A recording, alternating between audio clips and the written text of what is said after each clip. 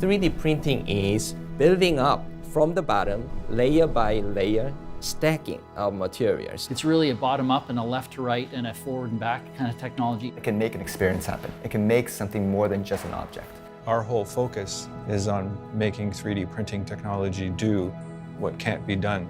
Build something small, build it really well, and go put it out on the market, go test it, go ride it.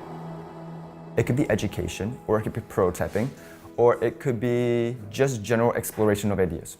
It's not the technology, it's the ideas that feed into them. That's what matters.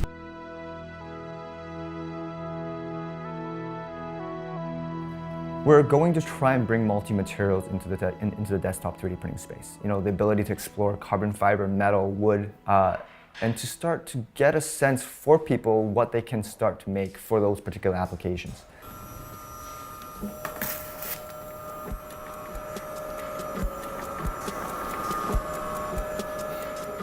These are some of the earlier test prints that we did on the silicone printer.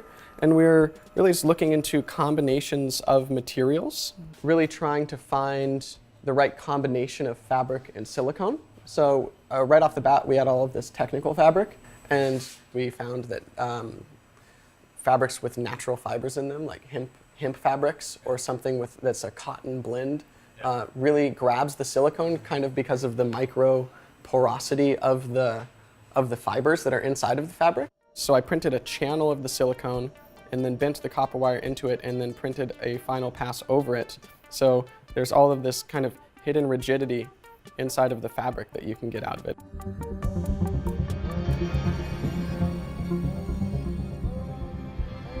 And we're essentially developing a new wearable air quality monitor. What this will do is allow people to detect the levels of pollution that they're exposed to as they go about their day, wherever they are.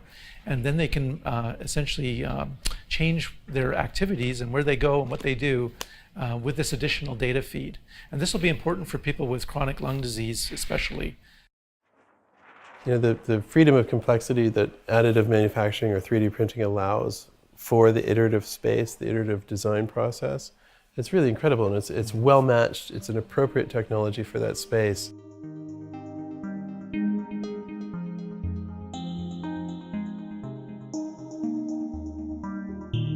So what we're aiming to do is allow our customers to de-risk their assets going into clinical trials.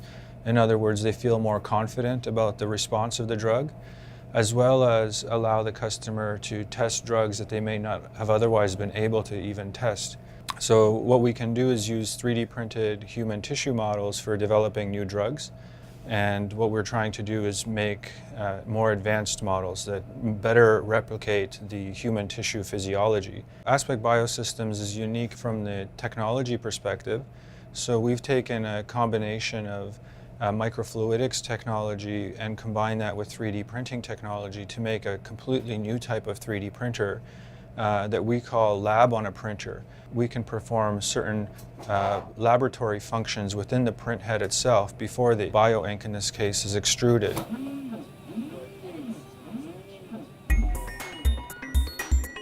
As the technology advances further, we will get to the point where we can print off full organs. So I think within probably 10, 15 years, maybe even less, we'll be seeing that kind of thing come out. I'm excited about when home printers get robust enough to print a usable part, something I can put in my ski bindings to replace something or try something new and go ski it.